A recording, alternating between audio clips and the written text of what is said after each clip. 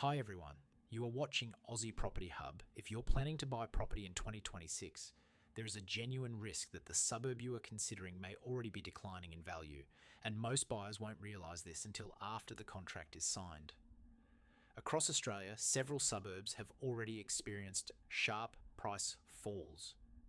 In Melbourne's Chadstone, unit prices have dropped by more than 33%.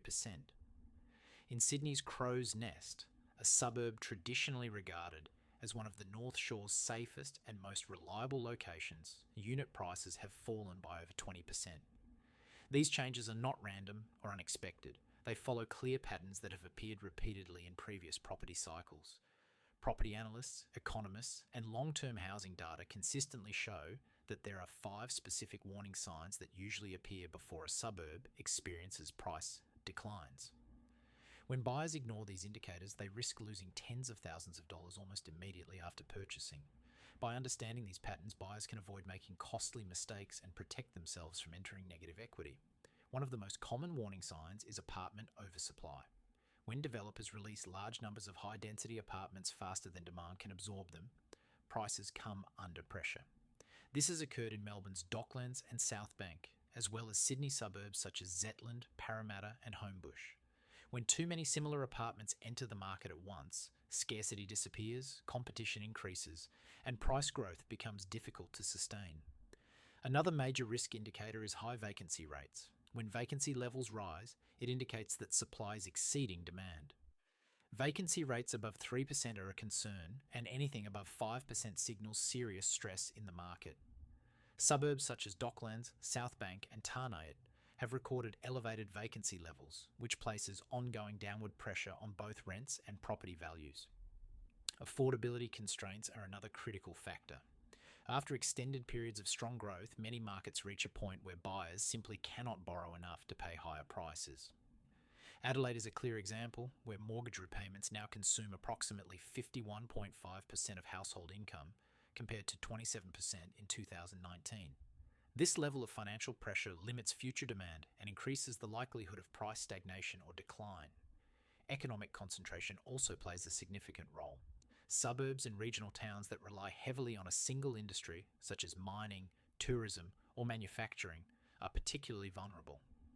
When that industry slows, employment declines, residents leave, and housing demand weakens rapidly.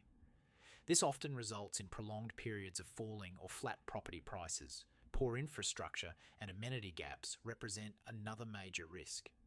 In many outer suburban areas, land has been released well before essential infrastructure is delivered.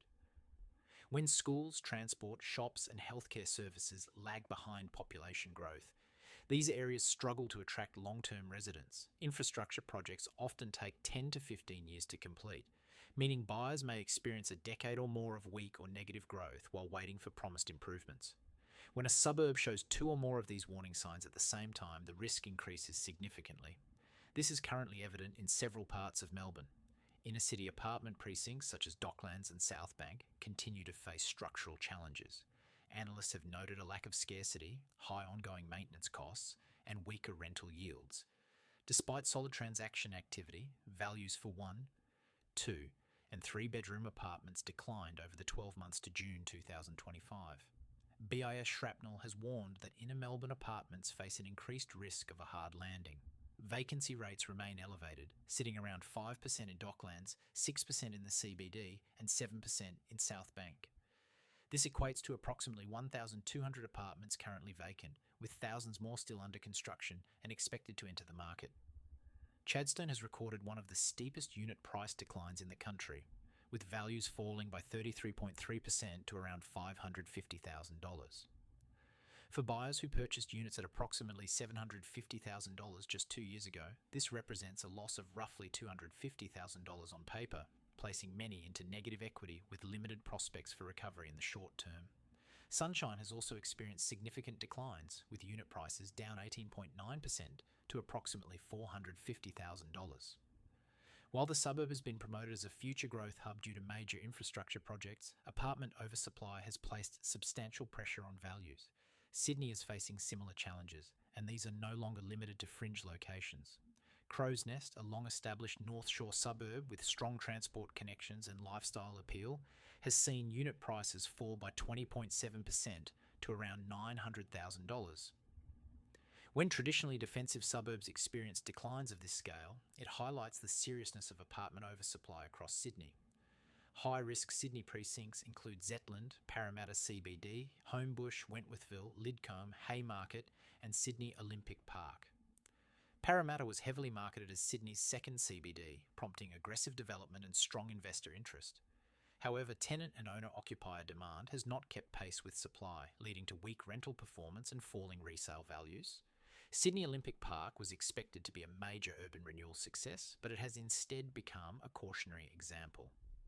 CoreLogic pain and gain data shows many owners in this area have struggled to sell their properties at a profit, often receiving less than their original purchase price. Some of the most dangerous markets appear affordable on the surface. In Warrnambool, regional Victoria, house prices have fallen by 19.6%, with the median now sitting around $198,000. At this level, the decline reflects underlying economic weakness rather than a short-term market correction.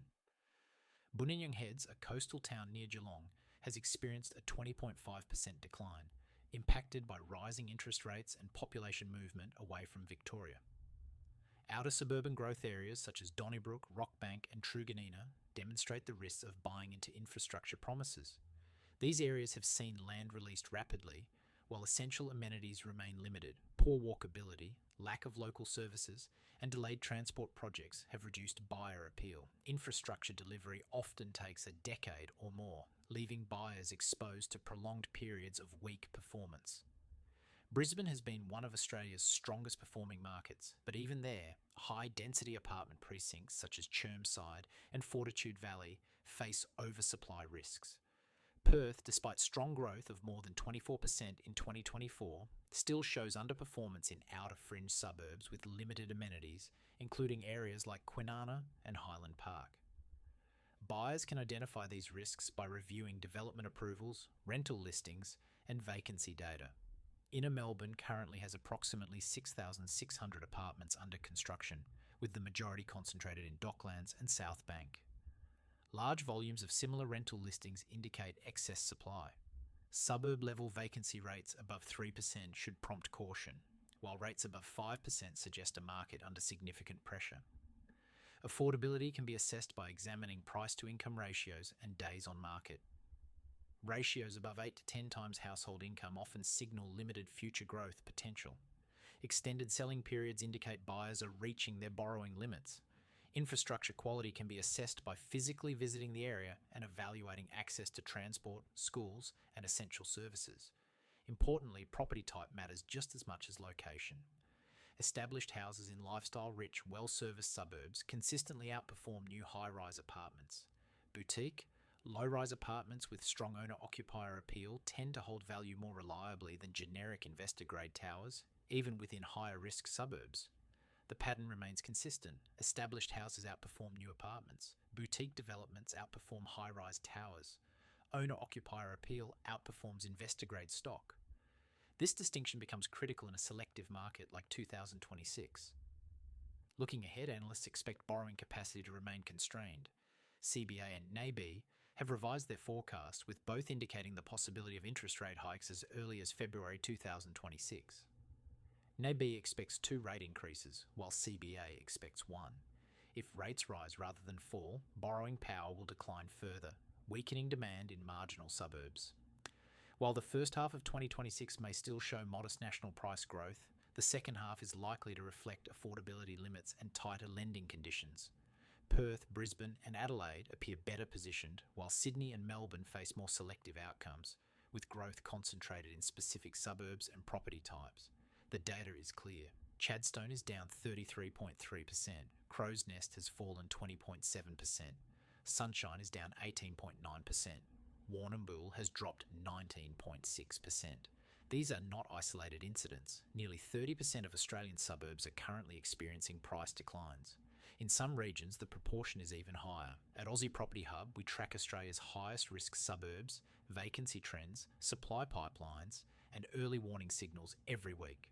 Subscribe to stay informed, and in the next video, we'll break down the suburbs and property types that analysts expect to outperform in 2026 and beyond. The question isn't whether high-risk suburbs exist in 2026.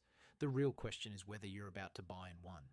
Thanks for watching. Stay informed, subscribe. I'll see you in the next video.